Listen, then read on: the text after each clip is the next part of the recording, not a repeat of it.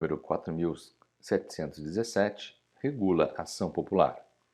O Presidente da República faço saber que o Congresso Nacional decreta e eu sanciono a seguinte lei. Artigo 1º. Qualquer cidadão será parte legítima para pleitear anulação ou declaração de nulidade de atos lesivos ao patrimônio da União, do Distrito Federal, dos Estados, dos municípios, de entidades autárquicas, de sociedades de economia mista, Constituição, artigo 141, parágrafo 38, de sociedades mútuas de seguro, nas quais a União represente os segurados ausentes, de empresas públicas de serviços sociais autônomos, de instituições ou fundações para cuja criação ou custeio o Tesouro Público haja concorrido ou concorra com mais de 50% do patrimônio ou da receita anual, de empresas incorporadas ao patrimônio da União, do Distrito Federal, dos Estados e dos municípios, e de quaisquer pessoas jurídicas ou entidades subvencionadas pelos cofres públicos. Parágrafo 1º. Consideram-se patrimônio público, para os fins referidos neste artigo, os bens e direitos de valor econômico, artístico, estético, histórico ou turístico. Parágrafo 2º. Em se tratando de instituições ou fundações para cuja criação ou custeio o Tesouro Público concorra com menos de 50% do patrimônio ou da receita anual, bem como de pessoas jurídicas ou entidades subvencionadas, as consequências patrimoniais da invalidez dos atos lesivos terão por limite a repercussão deles sobre a contribuição dos cofres públicos. Parágrafo 3º. A prova da cidadania para ingresso em juízo será feita com o título eleitoral ou com documento que a ele corresponda. Parágrafo 4º. Para instruir a inicial, o cidadão poderá requerer às entidades a que se refere este artigo as certidões e informações que julgar necessárias, bastando para isso indicar a finalidade das mesmas. Parágrafo 5º. As certidões e informações a que se refere o parágrafo anterior deverão ser fornecidas dentro de 15 dias da entrega, sob recibo, dos respectivos requerimentos e só poderão ser utilizadas para a instrução de ação popular. Parágrafo 6. Somente nos casos em que o interesse público devidamente justificado impuser sigilo, poderá ser negada certidão ou informação. Parágrafo 7º. Ocorrendo a hipótese do parágrafo anterior, a ação poderá ser proposta desacompanhada das certidões ou informações negadas, cabendo ao juiz, após apreciar os motivos do indeferimento e salvo em se tratando de razão de segurança nacional, requisitar umas e outras. Feita a requisição, o processo correrá em segredo de justiça, que cessará com o trânsito em julgado de sentença condenatória. Artigo 2º. São nulos os atos lesivos ao patrimônio das entidades mencionadas no artigo anterior, nos casos de incompetência, a linha B, vício de forma, a linha C, ilegalidade do objeto, a linha D, inexistência dos motivos, a linha E, desvio de finalidade. Parágrafo único. Para a conceituação dos casos de nulidade, observar-se-ão as seguintes normas. A linha A, incompetência, fica caracterizada quando o ato não se incluir nas atribuições legais do agente que o praticou. A linha B, o vício de forma, consiste na omissão ou na observância incompleta ou irregular de formalidades indispensáveis à existência ou seriedade do ato. A linha C, a ilegalidade do objeto ocorre quando o resultado do ato importa em violação de lei, regulamento ou outro ato normativo. A linha D. A inexistência dos motivos se verifica quando a matéria de fato ou de direito em que se fundamenta o ato é materialmente inexistente ou juridicamente inadequada ao resultado obtido. A linha E. O desvio de finalidade se verifica quando o agente pratica o ato, visando o fim diverso daquele previsto, explícita ou implicitamente, na regra de competência. Artigo 3º. Os atos lesivos ao patrimônio das pessoas de direito público ou privado ou das entidades mencionadas no artigo 1º, cujos vícios não se compreendam nas especificações do artigo anterior, serão anuláveis segundo as prescrições legais, enquanto compatíveis com a natureza delas. Artigo 4º. São também nulos os seguintes atos ou contratos praticados ou celebrados por quaisquer das pessoas ou entidades referidas no artigo 1º. Inciso 1. A admissão ao serviço público remunerado com desobediência quanto às condições de habilitação das normas legais regulamentares ou constantes de instruções gerais. Inciso 2. Operação bancária ou de crédito real. Quando realizada com desobediência às normas legais regulamentares, estatutárias, regimentais ou internas. A linha B. O valor real do bem dado em hipoteca ou penhor for inferior ao constante de escritura, contrato ou avaliação. Inciso 3. A empreitada, a tarefa e a concessão do serviço público quando, a linha A, o respectivo contrato houver sido celebrado sem prévia concorrência pública ou administrativa, sem que essa condição seja estabelecida em lei, regulamento ou norma geral. A linha B. No edital de concorrência foram incluídas cláusulas ou condições que comprometam o seu caráter competitivo. A linha C. A concorrência administrativa for processada em condições que impliquem a limitação das possibilidades normais de competição. Inciso 4. As modificações ou vantagens, inclusive prorrogações, que forem admitidas em favor do adjudicatário durante a execução dos contratos de empreitada, tarefa e concessão de serviço público, sem que estejam previstas em lei ou nos respectivos instrumentos. Inciso 5. A compra e venda de bens móveis ou imóveis, nos casos em que é não cabível concorrência pública ou administrativa, quando a linha A for realizada com desobediência a normas legais, regulamentares ou constantes de instruções gerais. A linha B, o preço de compra dos bens for superior ao corrente no mercado, na época da operação. A linha C, o preço de venda dos bens for inferior ao corrente no mercado na época da operação. Inciso 6. A concessão de licença de exportação ou importação, qualquer que seja a sua modalidade, quando a linha A houver sido praticada com violação das normas legais e regulamentares ou de instruções e ordens de serviço. A linha B resultar em exceção ou privilégio em favor de exportador ou importador. Inciso 7. A operação de redesconto, quando sob qualquer aspecto, inclusive o limite de valor, desobedecer a normas legais regulamentares ou constantes de instruções gerais. Inciso 8. O empréstimo concedido pelo Banco Central da República quando, a linha A, concedido com desobediência de quaisquer normas legais, regulamentares, regimentais ou constantes de instruções gerais.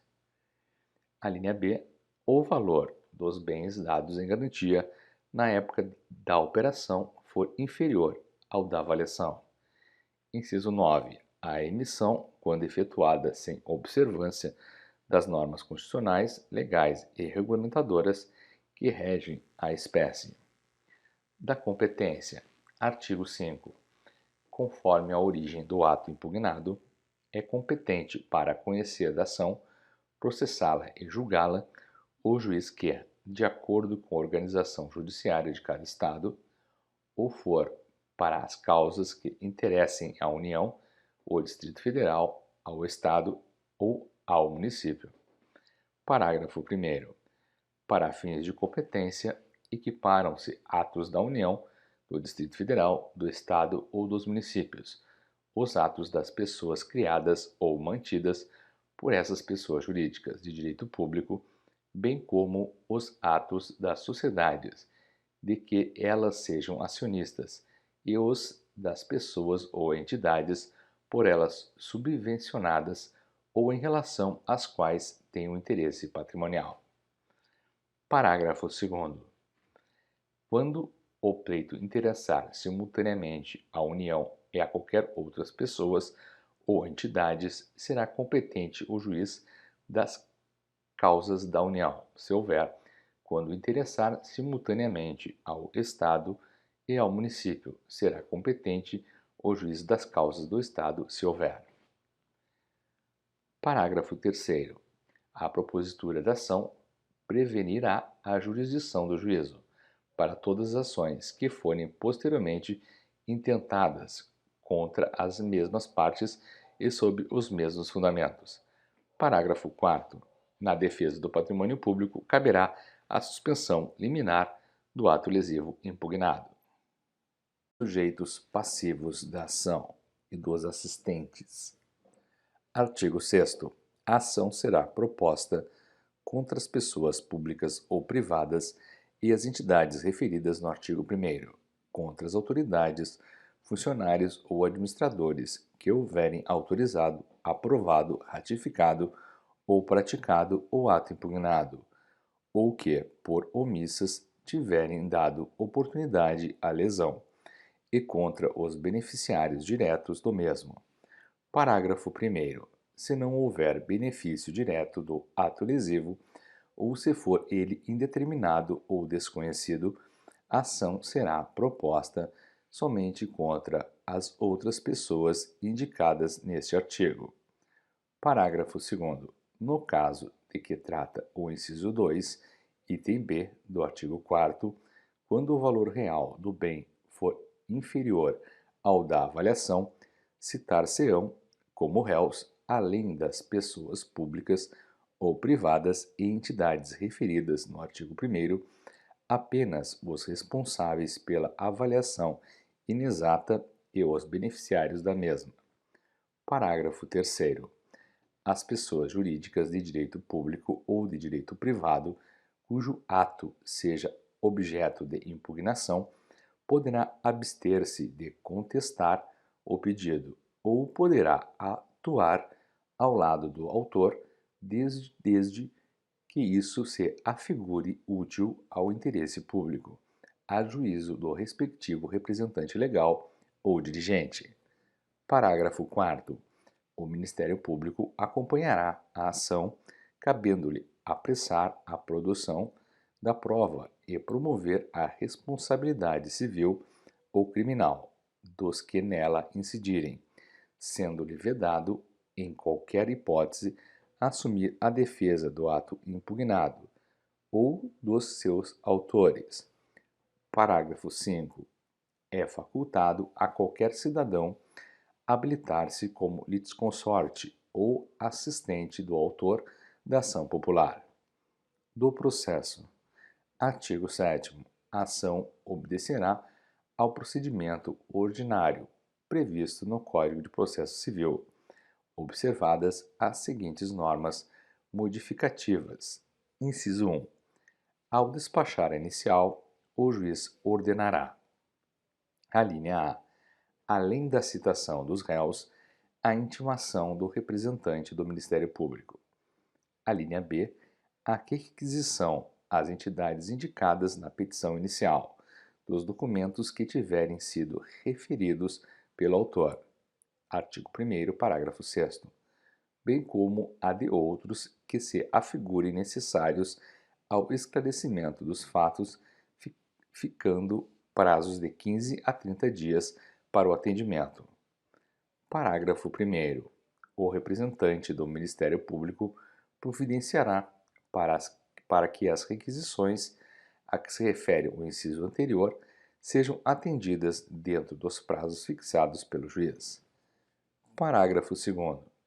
Se os documentos e informações não puderem ser oferecidos nos prazos assinalados, o juiz poderá autorizar prorrogação dos mesmos, por prazo razoável. Inciso 2º. Quando o autor preferir a citação dos beneficiários, far-se-á por edital, com prazo de 30 dias, afixado na sede do juízo e publicado 3 vezes no Jornal Oficial do Distrito Federal, ou da capital do Estado ou território em que seja ajuizada a ação. A publicação será gratuita e deverá iniciar-se no máximo 3 dias após a entrega, na repartição competente, sob protocolo de uma via autenticada do mandado. Inciso 3. Qualquer pessoa beneficiada ou responsável pelo ato impugnado, cuja existência ou identidade se torne conhecida no curso do processo e antes de proferida a sentença final de primeira instância, deverá ser citada para a integração do contraditório, sendo-lhe restituído o prazo para contestação e produção de provas, salvo quanto a beneficiário, se a citação se houver feito na forma do inciso anterior. Inciso 4. O prazo de contestação é de 20 dias, prorrogáveis por mais 20, a requerimento do interessado, se particularmente difícil a produção de prova documental e será comum a todos os interessados, correndo da entrega em cartório do mandado cumprido, ou, quando for o caso, do decurso do prazo assinado em edital. Inciso 5. Caso não requerida até o despacho saneador a produção de prova testemunhal ou pericial, o juiz ordenará vista às partes por 10 dias para alegações, sendo-lhe os autos conclusos para sentença, 48 horas após a expiração desse prazo.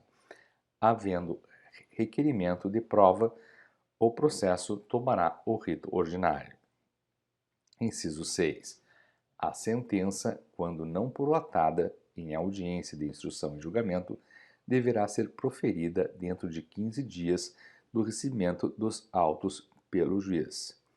Parágrafo único. O proferimento da sentença, além do prazo estabelecido, privará o juiz da inclusão em lista de merecimento para promoção durante 2 anos e acarretará a perda, para efeito de promoção por antiguidade, de tantos dias quantos forem os do retardamento, salvo motivo justo, declinado nos autos e comprovado perante o órgão disciplinar competente. Artigo 8º. Ficará sujeito à pena de desobediência, salvo motivo justo devidamente comprovado, a autoridade, o administrador ou o dirigente que deixar de fornecer, no prazo fixado no artigo 1º, parágrafo 5, ou naquele que tiver sido estipulado pelo juiz. Artigo 7º, inciso 1, letra B. Informações e certidão ou fotocópia de documento necessários à instrução da causa. Parágrafo único.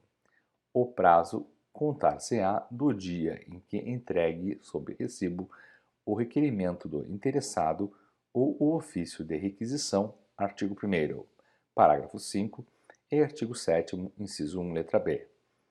Artigo 9.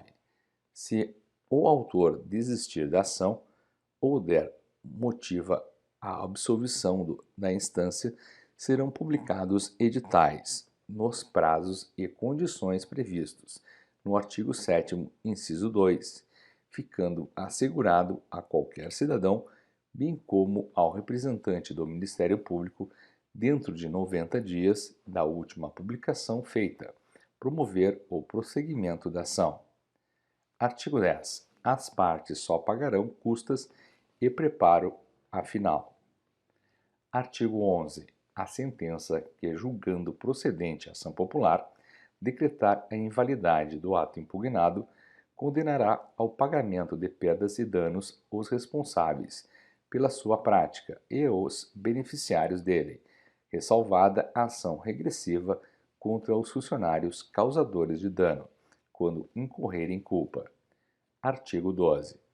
A sentença incluirá sempre, na condenação dos réus, o pagamento ao autor das custas e demais despesas, judiciais e extrajudiciais, diretamente relacionadas com a ação e comprovadas, bem como o dos honorários do advogado. Artigo 13. A sentença que, apreciando o fundamento do direito do pedido, julgar a lide manifestadamente temerária, condenará o autor ao pagamento do décuplo das custas. Artigo 14. Se o valor da lesão ficar provado no curso da causa, será indicado na sentença. Se depender de avaliação ou perícia, será apurado na execução. Parágrafo 1º.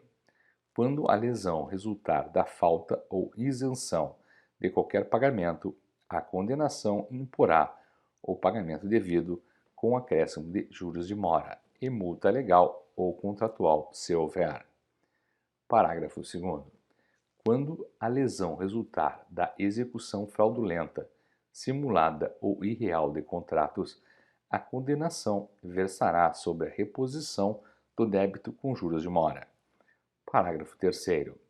Quando o réu condenado perceber dos cofres públicos, a execução far-se-á por desconto em folha, até o integral ressarcimento do dano causado, se assim mais convier ao interesse público.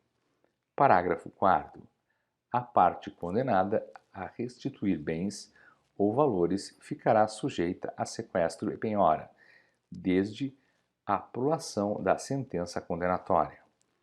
Artigo 15. Se no curso da ação ficar provada a infringência da lei penal ou a prática de falta disciplinar, a que a lei comine a pena de demissão ou a de rescisão de contrato de trabalho, o juiz ex officio determinará a remessa de cópia autenticada das peças necessárias às autoridades e ou aos administradores a quem competir aplicar a sanção. Artigo 16. Caso decorridos 60 dias da publicação da sentença condenatória de segunda instância, sem que o autor ou terceiro promova a respectiva execução, o representante do Ministério Público a promoverá nos 30 dias seguintes, sob pena de falta grave. Artigo 17. É sempre permitida às pessoas ou entidades referidas no artigo 1º, ainda que hajam contestado a ação, promover em qualquer tempo e no que as beneficiar a execução da sentença contra os demais réus. Artigo 18. A sentença terá eficácia de coisa julgada oponível erga omnes, exceto no caso de haver sido a ação julgada improcedente por deficiência de prova. Neste caso, qualquer cidadão poderá intentar contra a ação com idêntico fundamento, valendo-se de nova prova. Artigo 19. A sentença que concluir pela carência ou pela improcedência da ação está sujeita ao duplo grau de jurisdição, não produzindo efeito senão depois de confirmada pelo tribunal da que julgar a ação procedente, caberá apelação, com efeito suspensivo. Parágrafo 1º. Das decisões interlocutórias cabe agravo de instrumento. Parágrafo 2º. Das sentenças e decisões proferidas contra o autor da ação e suscetíveis de recurso, poderá recorrer qualquer cidadão e também o Ministério Público. Disposições gerais. Artigo 20. Para os fins desta lei, consideram-se entidades autárquicas, alínea A, o serviço estatal descentralizado, com personalidade jurídica, custeado mediante orçamento próprio, independente do orçamento geral. A linha B. As pessoas jurídicas especialmente instituídas por lei para a execução de serviços de interesse público ou social, custeados por tributos de qualquer natureza ou por outros recursos oriundos do Tesouro Público. A linha C.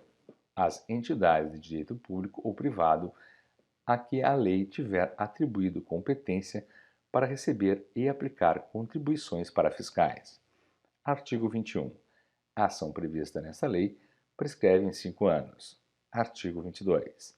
Aplicam-se à ação popular as regras do Código de Processo Civil, naquilo em que contrariem os dispositivos desta lei, nem a natureza específica da ação.